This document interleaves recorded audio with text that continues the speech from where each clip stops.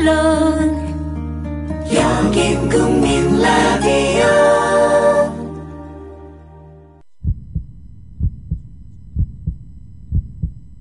비천구인 통합진보당을 해산한다. 이 한마디로 통합진보당은 공중분해되었습니다. 헌법재판소는 민주국가에서 유례를 찾기 힘든 정당 해산도 모자라서 통진당 소속 국회의원들의 의원직까지도 박탈했습니다. 명확한 법적 근거도 없이. 헌재 스스로 국민보다 더 위에 있는 권력임을 선언한 것입니다. 이 정부가 무리수를 두면서까지 통진당을 제거한 이유는 무엇일까요? 역사 속에서 그 실마리를 찾아봅니다. 우리는 60년 이상 거슬러 올라가야 합니다.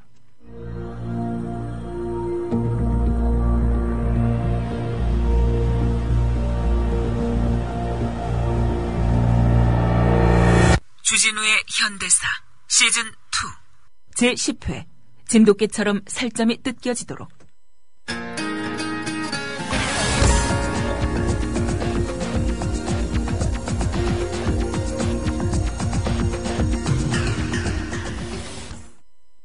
마지막으로 할 말 있습니까? 이승만 박사는 소수가 잘 살기 위한 정치를 했고, 나와 나의 동지들은 국민 대다수를 고루 잘 살리기 위한 민주주의 투쟁을 했소. 나에게 죄가 있다면 많은 사람이 고루 잘 살 수 있는 정치 운동을 한 것밖에는 없는 것이오. 그런데 나는 이 박사와 싸우다가 졌으니 승자로부터 패자가 이렇게 죽임을 당하는 것은 흔히 있을 수 있는 일이오. 다만 나의 죽음이 헛되지 않고 이 나라의 민주 발전에 도움이 되기를 바라며, 그 희생물로는 내가 마지막이 되길 바랄 뿐이오. 1959년 7월 31일 오전, 진보 정치계의 거목 죽산 조봉암이 남긴 마지막 말입니다. 사형만은 안 됩니다. 이게 말이 됩니까? 조봉암 그 사람 아무래도 길을 잘못 들어서 좌경으로 몰린 것 같습니다. 선처 좀 해주십시오. 벼룩에게 굴레를 씌워 수레를 돌리지. 설마 이 박사가 조봉암을 처형할까? 아무튼 조봉암은 어떻게 해서든 살려야 됩니다. 법무장관, 내 얼굴을 봐서라도 좀 선처해 주시오. 이 두 사람은 누구일까요? 아마도 조봉암과 비슷한 계열의 야당 인사 혹은 좌파 인사가 아니었을까요? 아닙니다. 두 사람은 이승만 정권에서 극우 정치인으로 활동했던 윤치호와 장택상이었습니다. 특히 장택상은 4.4.5입 개헌 과정에 개입했고 제3대 국무총리를 역임할 정도로 이승만에게 신임을 받고 있던 사람이었습니다. 이런 극우 정치가들까지도 조봉암의 사형만은 막아야 한다고 백방으로 뛰었습니다.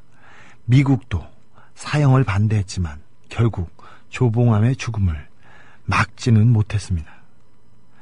그렇다면 왜 조봉암은 형장의 이슬로 사라져야 했을까요?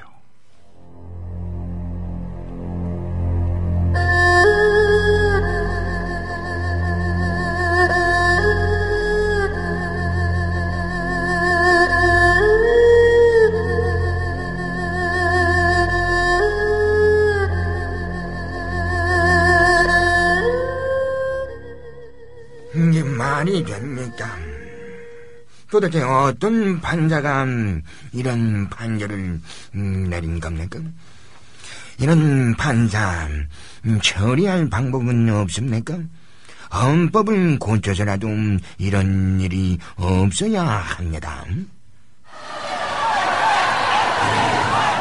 간첩 조봉암을 사형해줘라! 사형해줘라! 용동판사 유병진을 단호하자! 아니, 뭐 하는 거야? 여기 법원입니다. 아이 씨발 빨갱이 새끼가 판사를 해? 야, 너도 빨갱이랑 한 통속이지 개새끼야. 야, 법원은 씨발 족가고 있네. 대한민국은 반공이 곧 법이야, 이 개새끼들아. 조봉암에 대한 1심 판결 결과 징역 5년이 선고되자 이승만 대통령은 국무회의에서 판결에 대한 노골적인 불만을 드러내며 격한 감정을 쏟아냈다. 그리고 우익시위대는 법원으로 쳐들어가서 난동을 벌였다. 조봉암과 진보당 간부들은 간첩 양명산에게서 북한 공작금과 서류를 받았다는 혐의로 기소, 재판을 받게 됐다. 양명산이 네가 특무대와 결탁해서 북한을 12차례나 오간 사실은 틀림없는 팩트야, 맞지? 밀무역을 하고 있었을 뿐입니다.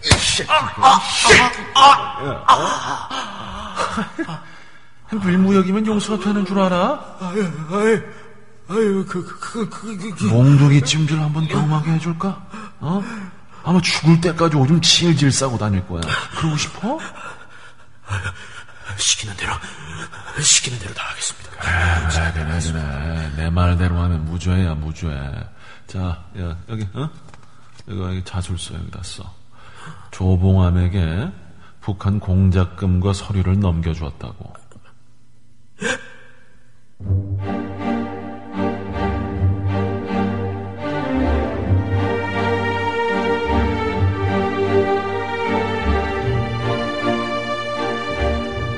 그러나 1심 재판 과정에서 진술을 뒷받침하는 증거가 없었고 심지어 양명사는 시키는 대로 진술하면 무죄로 하겠다는 약속까지 깨지면서 진술을 번복하기까지 했다. 피고 조봉암에 대해서 다음과 같이 판결한다. 간첩죄 혐의에 대해서는 무죄를 선고한다. 불법 무기 소지죄에 대해서는 혐의를 인정하여 징역 5년에 처한다. 완전히 무죄가 되면 조봉암이 더 위험해질 수도 있어서 불법 무기 소지죄만 유죄 판결을 내렸다는 것이 훗날 유병진 판사의 고백이었습니다.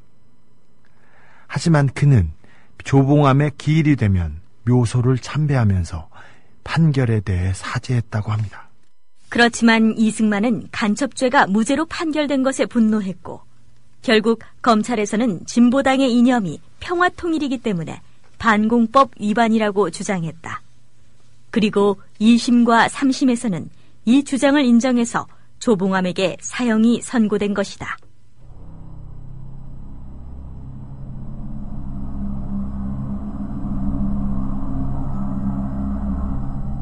조봉암 사형에 대한 재심 요청 기각합니다.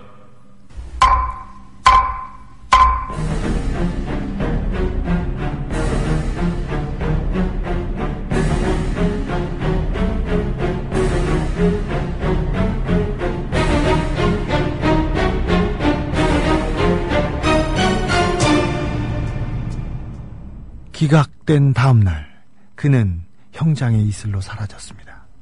그런데 평화통일이 반공법 위반이라고요?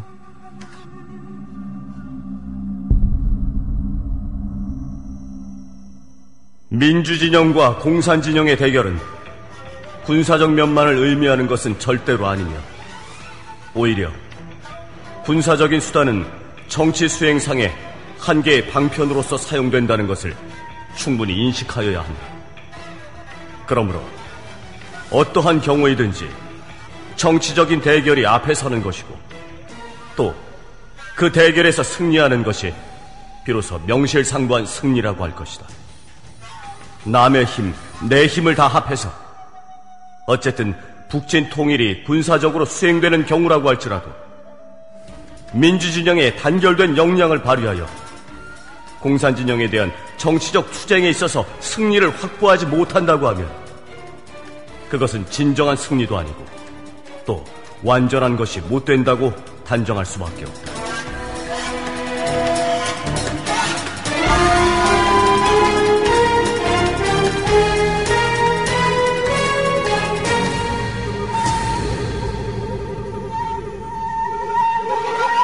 1954년 4월 26일 스위스 제네바에서는 한국 통일 문제와 인도차이나 문제를 토의하기 위해 제네바 정치회의가 열렸다. 여기에는 미국, 영국, 프랑스를 비롯한 유엔 참전 16개국, 그리고 한국, 북한, 중국, 소련이 참가했다. 조봉암은 이 회의를 앞두고 이승만의 무력 통일 방안 대신 정치 협상을 통한 주체적인 평화 통일론을 제시하게 된다. 뭐라, 조봉암이가 주체적 평화 통일론을 내세웠다고? 그렇습니다, 각하. 우린 뭘 내세워야 하나? 북진 통일론이 정부 입장이지만 이래선 제네바 회담에서 지지받을 수 없습니다. 그러면 새로운 방안을 내놓아야 할 줄 압니다. 한국 통일에 관한 14개 원칙안이 이때 급조된다. 유엔 감시하의 자유선거가 핵심이다. 그러나 미국이 유엔을 주도하는 상황에서 북한이나 중국, 소련은 이러한 조건을 받아들이기 어려웠다. 제네바 회담은 결렬되고 국민들은 이승만식 통일 방안보다 조봉암의 평화 통일 방안을 주목하게 됐다. 이 대통령 각하께서는 5월 26일 참선 후 처음으로 내외 기자들과 회견, 방문 문제에 대해서 언급하시고 앞으로 4년 동안 행할 대내 대외 정책에는 별로 변동이 없을 것이라고 말씀하셨습니다. 약 50분간에 걸친 기자회견을 마치신 대통령 각하께서는 명랑하신 기분으로 정문에서 기자들과 기념 촬영을 하셨습니다. 조봉암은 무소속으로 1956년 제3대 대통령 선거에 출마합니다.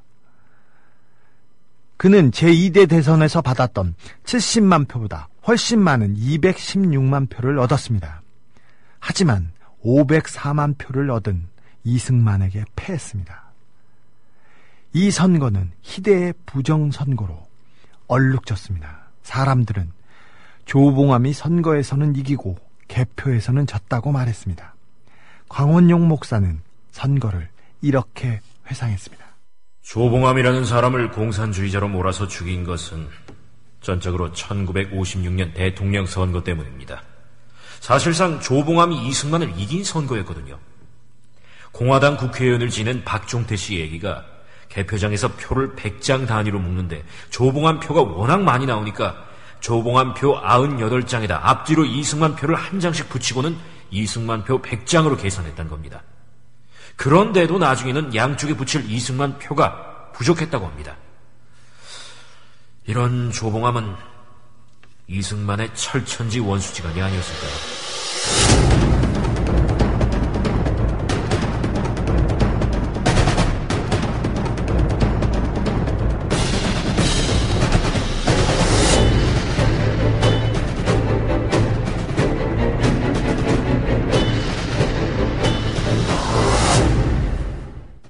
아니 그게 말이 돼요? 죽산! 발췌 개헌안을 지지한다니, 어? 이건 변절이요, 변절. 당신 내각 책임제를 지지하지 않았어. 그리고 부산에서 야당 국회의원들을 강제 연행한 것도 강력하게 항의했지 않았어. 근데 결과로 나온 발췌 개헌안을 지지한다니, 이게 말이 돼요? 1952년 5월 26일 부산에서 이승만의 대통령 재선을 위한 이른바 발췌 개헌안이 국회에 상정되었습니다. 그런데 헌병대가 당시 개헌에 반대하던 야당 국회의원들 50명이 탄 통근버스를 강제 연행했습니다. 결국 이들이 억류된 상태에서 개헌안이 통과되었습니다. 나도 이승만의 정치 폭거를 도저히 용서할 수 없어. 허나 우리가 이 개헌안을 받아들이지 않으면 남는 건 다시 미군정이 실시되는 것이오. 나는 미국의 시나리오는 더더욱 받아들일 수 없어. 발췌 개헌안 지지는 조봉암에게는 두고두고 오점이 되었습니다. 결국 이승만의 장기 집권의 길을 열어주면서 자신의 정치적인 생명, 더 나아가서는 생명까지도 재촉하는 원인이 되고 말았습니다.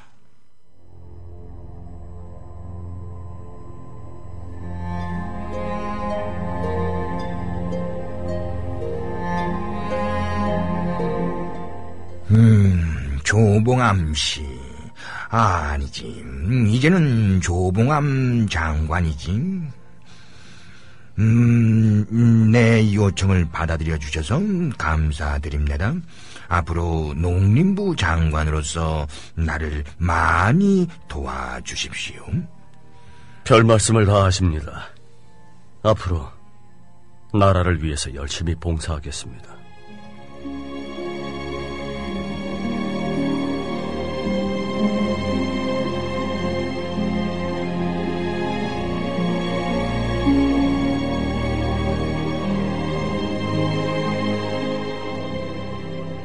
(1948년) 50 총선거에 무소속으로 당선된 조봉암을 이승만 초대 대통령은 농림부 장관으로 영입했다.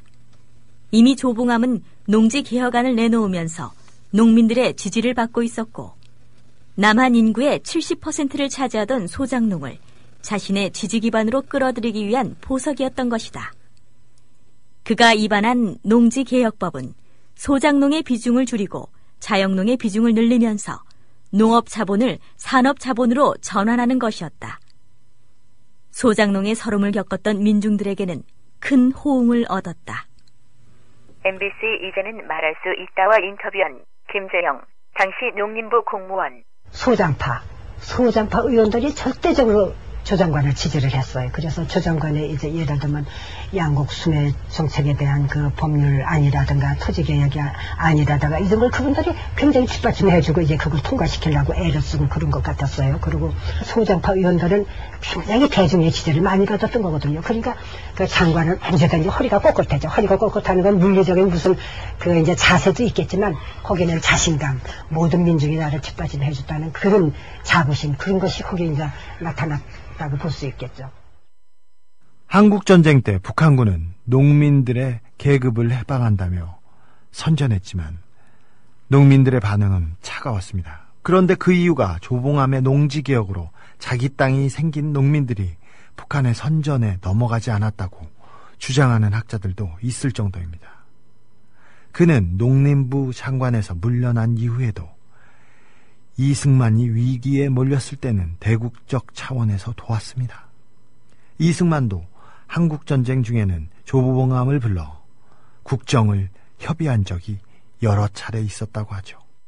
MBC 이제는 말할 수 있다와 인터뷰한 조봉암의 딸 조호정 씨. 그리고 이기붕 씨 부인이 우리 이대 문과과장이니까 그때 학교로 박마리아 선생님 만나러 가가지고 박마리아 선생한테 했는데 워낙에 좀 찬 사람이에요.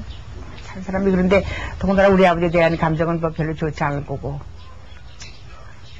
그런데 그래도 글쎄 제자가 아버지 구명운동을 왔으면 말해도 따뜻하게 해줄 때는데 그렇게 안 해. 난 남자들이 하는 일은 잘 모른다.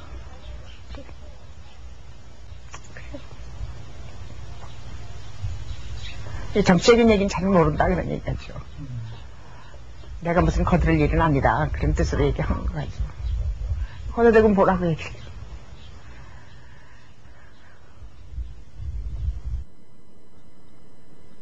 사형언도를 받은 지 5개월 후인 7월 30일 대법원에 낸 죽산 조봉암에 대한 재심 청구는 기각됐다. 오후 3시에 내려진 기각 결정은 5시 25분에야 변호인단에 전달됐다. 재재심 청구서를 넣을 수도 없는 시간, 그리고 이튿날 사형은 집행됐다. 당시 변호인 김춘봉 변호사. 재심 청구 기각을 했으면 그 서로를 다 변호인은 다 송달을 하고 거기에 대해서 또 재심 청구 이유가 없어서 기각했다면 다시 또 누락된 거 가지고 다시 또 청구할 수도 있는 거 아닙니까? 그러니까 그런 기회를 전부 다 박탈한 거죠. 그 죽은 사람 입장에서는 최대한의 죽을 때까지 말할 수 있는 권리를 줘야죠. 조국 서울대 교수. 그런 보통 통상의 살인범의 경우에 있어서도 사형 집행을 6개월이나 3년까지 미루고 있는데 이런 아주 그 정치적으로나 뭐 사회적으로나 아주 중요한 그런 사건에 있어서 사형 집행을 확정 판결 나고 바로 다음 날에 집행한다는 것은 이건 참 법적으로 법률 자체의 그런 규정이 사형 집행을 언제까지 연기해야 된다 그런 내용이 없다 할지라도 이건 기본적인 헌법 정신이나 법의 정신에 어긋난 행동이 아니었는가. 목사님, 제가 가기 전에 마지막으로 누가복음 제23장 22절을 읽어주시겠습니까?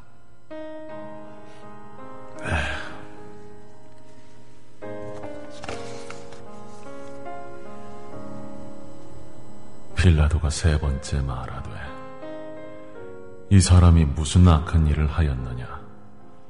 나는 그에게서 죽일 죄를 찾지 못하였나니 때려서 놓으리라 하니 그들이 큰 소리로 재촉하여 십자가에 못 박기를 구하니 그들의 소리가 이긴지라. 이에 빌라도가 그들이 구하는 대로 하기를 언도하고 그들이 요구하는 자 곧 밀란과 살인으로 말미암아 옥에 갇힌 자를 놓아주고 예수는 넘겨주어 그들의 뜻대로 하게 하니라.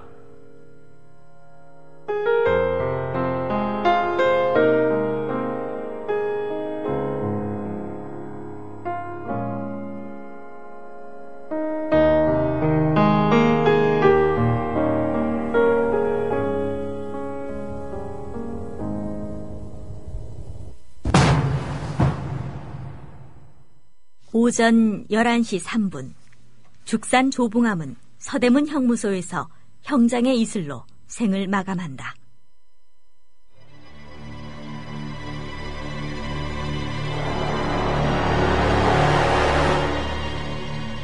통합진보당 해산은 박근혜 대통령의 작품으로 보는 시각이 많습니다. 물론 권력의 등거리라는 헌법재판소의 판정의 소산이지만 언론은 이를 총감독하고 연출한 사람으로 박근혜 대통령을 꼽습니다. 자유민주주의를 확고하게 지켜낸 역사적 결정입니다. 이번 헌재 결정을 보고 2012년 12월 4일 대선 후보 텔레비전 토론회를 떠올리는 사람이 많았습니다. 당시 발언을 들어보겠습니다. 살아온 길을 보면 앞으로 살아갈 길도 알 수 있다고 합니다. 위기를 구하겠다는, 극복하겠다는 박근혜 후보 어떻게 사셨는지 아실 겁니다. 18년 동안 청와대라고 불리는 집에 사시다가 81년에 성북동 주택에 들어가셨습니다. 이 집은 신기수 당시 경남기업 회장이 무상으로 지어준 저택이었습니다. 잔디 깔린 마당이 있는 300평이 넘는 이 집을 거저 넘겨받으셨는데 박 후보는 증여세, 취득세, 등록세 내지 않으셨습니다. 그야말로 그냥 받으신 것이지요. 이 집 팔아서 장충동 갔다가 다시 지금 삼성동 주택으로 이사하셔서 이 기준시가 삼성동 주택 20억 원 좀 넘습니다. 우리나라에서 이렇게 사셨던 분이 아마 박 후보 단 한 분일 겁니다. 지금 대통령이 되겠다고 하십니다. 저는 박근혜 후보가 집이라는 이 한 글자의 단어에서 느낄 수 있는 것이 무엇인지 궁금합니다. 머리로 이해해도 아마 월세, 전세, 매일 돌아오는 주택담보이자 무엇인지 가슴으로 못 느끼실 것입니다. 박근혜 대통령은 입만 열면 국민 대통합을 강조했습니다. 그러나 지지하는 국민과 반대하는 국민으로 편을 가르며 두 국민 전략을 취하고 있습니다. 반대하는 국민에게는 불타오르는 적개심과 졸렬한 복수심을 드러냅니다. 누구나 짐작은 합니다. 이번 헌재의 결정이 비선 세력의 국정농단을 덮는 효과를 노렸다고. 헌재 결정 이후 정윤회라는 이름은 사라졌습니다. 조금만 방심하면 우리의 역사는 순식간에 1958년으로 돌아갑니다. 민주주의는 달성하는 가치가 아니라 유지하는 가치이기 때문입니다.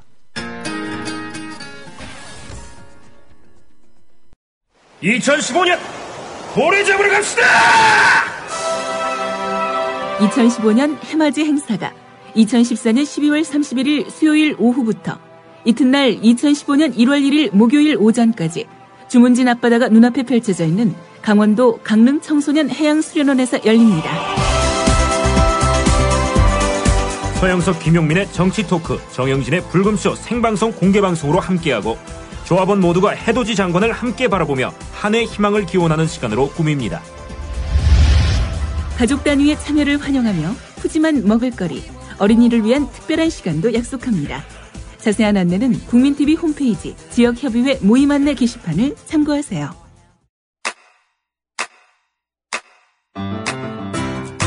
국민라디오 지지하는 4가지 방법 아시나요? 다운로드하기, 별점 주기, 댓글 달기, 구독하기. 국민라디오를 보다 많은 이들에게 전할 수 있는 가장 손쉬운 방법. 다운로드하기, 별점 주기, 댓글 달기, 구독하기. 잊지 마세요. 다운로드하기, 별점 주기, 댓글 달기, 구독하기.